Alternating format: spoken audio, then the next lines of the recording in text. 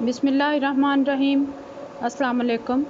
Second year ہم نے دوسرا چیپٹر جو شروع کیا تھا، امید ہے آپ نے اس کی ریڈنگ کر لی ہوگی۔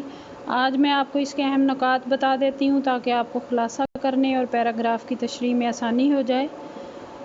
اس سبق میں مصنف نے بیان کیا ہے کہ ہندوستان میں اسلامی حکومت 18ویں صدی کے وسط تک ختم ہو چکی تھی اور 19ویں صدی کے شروع میں مسلمانوں کا سیاسی زوال مکمل ہو چکا تھا۔ ٹھیک اسی زمانے سے اسلامی ریاست کو برقرار رکھنے کے لیے بعض افراد کے دل میں مذہبی اور معاشرتی اصلاح کا خیال پیدا ہوا۔ ان میں سر فہرست شاہ ولی اللہ، شاہ عبد العزیز وغیرہ ہیں، جنہوں نے مذہب کی صحیح واقفیت لوگوں کے دلوں میں پیدا کی، لیکن عوام کی مذہبی حالت اتنی گری ہوئی تھی کہ ان پر ان کی کوششوں کا کوئی اثر نہ ہوا۔ سن 1816 سے 1831 تک سید احمد بریلوی نے مذہبی خرابیوں کی اصلاح کی کوششیں کیں۔ انہوں نے سکھوں کے خلاف مذہبی جہاد کی مہم بھی شروع کی، لیکن بعض سرداروں کی غداری سے مسلمانوں کو شکست ہوئی۔ اسی زمانے میں بہار میں مسلمانوں میں فرائضی تحریک اٹھی۔ اس تحریک کا مقصد غریب مسلمانوں کی اصلاح تھا، اور سن 1857 میں مسلمانوں کی حالت اور بھی خراب ہو گئی۔ انگریز حکومت نے مسلمانوں کی زمینیں اور عہدے چھین لیے، اسلامی تعلیم ختم کر دی، فارسی کی جو سرکاری زبان کی حیثیت سے وہ موجود تھی، عدالتوں سے اس کو خارج کر دیا گیا۔ انگریز مسلمانوں کو غدر کا سبب سمجھتے تھے، یعنی جو جنگ آزادی تھی سن 1857 کی، انگریزوں نے اس کو غدر یا بغاوت کا نام دیا اور اس کی ذمہ داری مسلمانوں پر ڈال دی۔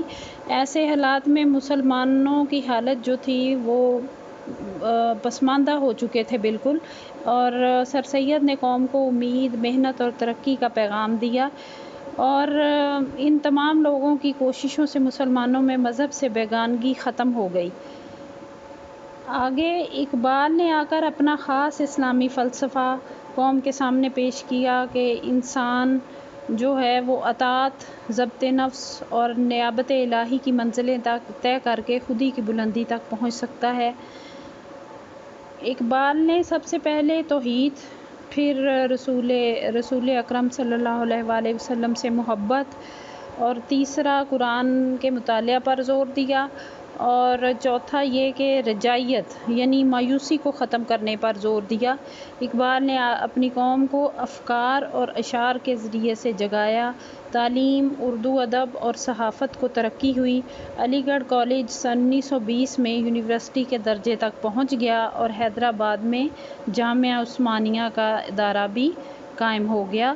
ان ترقیوں کے باوجود قوم سیاسی حیثیت سے مضبوط اور متحد نہیں تھی۔ انڈین نیشنل کانگریس کے قیام کے بعد سر سید نے علی گڑھ میں مسلمانوں کے سیاسی تحفظ کے لیے قدم اٹھایا۔ 20ویں صدی کے شروع میں ہندوستان میں صورتحال جو ہے وہ بالکل بدل گئی۔ ہندوستان کے ہندوؤں نے سن 1905 میں تقسیم بنگال کے خلاف تحریک شروع کی۔ مسلمانوں نے اپنے تمدنی اور سیاسی حقوق کی حفاظت کے لیے سن 1906 میں مسلم لیگ کی بنیاد رکھی۔ سن 1906 میں مسلمانوں نے جداگانہ انتخابات کا اہم حق بھی حاصل کر لیا۔ سر سید نے اپنے رسالے تہذیب الاخلاق میں ثابت کر دیا کہ اسلام عقل کے اصولوں پر مبنی ہے۔ ان کا قائم کردہ علی گڑھ کالج 30 برس تک مسلمانوں کا واحد قومی مرکز بنا رہا، اور پنجاب کے مسلمانوں نے بھی سر سید کی حوصلہ افزائی کی اور لاہور میں انجمن حمایت اسلام کا ادارہ قائم کیا۔ جب بنارس کے ہندوؤں نے اردو کو ختم کر کے بھاشا زبان قائم کرنے کے لیے کہا تو سر سید کو یقین ہو گیا کہ مسلمان اور ہندوؤں کا ایک ساتھ چلنا بہت مشکل ہے، اور 1857 میں انڈین نیشنل کانگریس کی بنیاد پڑی تو سر سید نے مسلمانوں کو اس میں شرکت کرنے سے روکا۔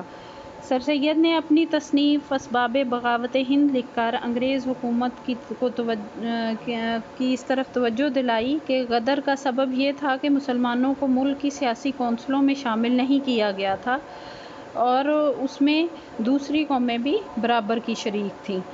سر سید کے بعد ان کے ساتھیوں جو ہیں اس میں بیان ہوا ہے محسن الملک، وقار الملک، حالی، نذیر احمد اور شبلی وغیرہ نے سیاسی اور ادبی خدمات سر انجام دیں۔ سر سید اور امیر علی نے اسلام کو مغربی علوم سے اس طرح ملایا کہ اسے ایک ترقی یافتہ مذہب ثابت کر دیا۔ شبلی نے لکھنؤ میں ندوۃ العلماء کے نام سے ادارہ قائم کیا اور جنگ عظیم سن 1913 نے ہندوستانیوں کے دل میں حرکت پیدا کی کہ وہ کانگریس اور مسلم لیگ میں فاصلہ ختم کر دیں۔ سن 1920 میں میثاق لکھنؤ ہوا اور میثاق لکھنؤ میں برطانیہ نے یہ اعلان کیا کہ ہندوستان کو خود اختیاری حکومت دی جائے، لیکن جنگ عظیم ختم ہوتے ہی برطانوی حکومت اپنے تمام وعدے بھول گئی۔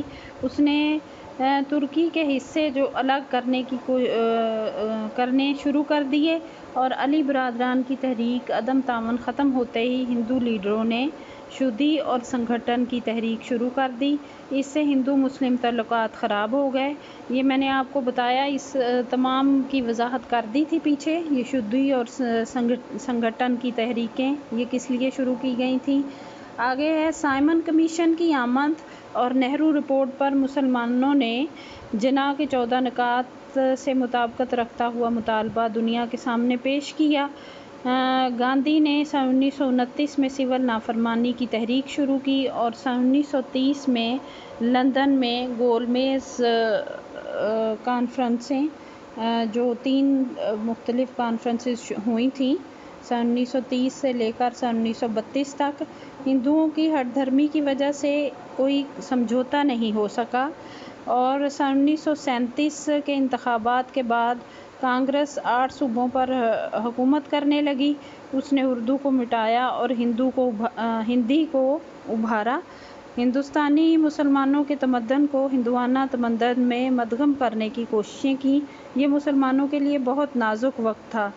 مسلم لیگ سرگرم عمل نہ تھی اور جمعیت العلماء اور مجلس احرار کا قیام عمل میں آ چکا تھا۔ ایسے وقت میں قائد اعظم سیاسی بات چیت میں انگریزی حکومت اور کانگریسی لیڈروں کے ساتھ پورے اترے تھے اور مسلمانوں کو مستقل قوم تسلیم کروانے میں کامیاب ہو گئے۔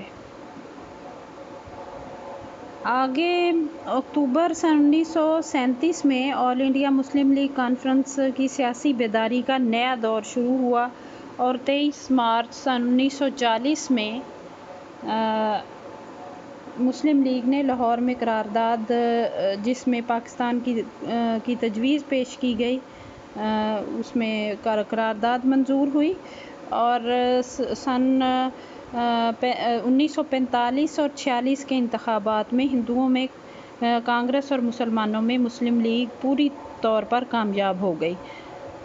سن 1946 میں برطانوی حکومت نے پہلے ایک وفد اور پھر ایک کمیشن ہندوستان بھیجا، لیکن مسلم لیگ نے اسے کانگریس نواز ہونے کی وجہ سے ٹھکرا دیا۔ بعد میں مسلم لیگ بھی عارضی حکومت میں شامل ہو گئی اور کانگریس اور مسلم لیگ کے اختلافات کی وجہ سے ملک میں فرقہ وارانہ فسادات شروع ہو گئے اور سن 1945 میں برطانوی حکومت نے یہ فیصلہ کیا کہ وہ جون سن 1948 تک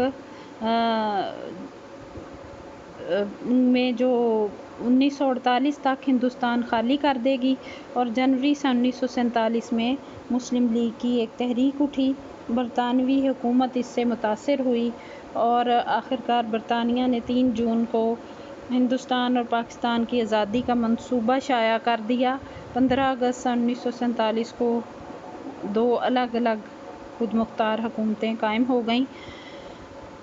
تو پاکستان کے قیام سے ایشیا اور تمام اسلامی دنیا میں یہ امر جو ہے واضح ہو چکا تھا کہ پاکستان کی حکومت اسلامی جمہوریت کے اصولوں پر قائم ہوگی۔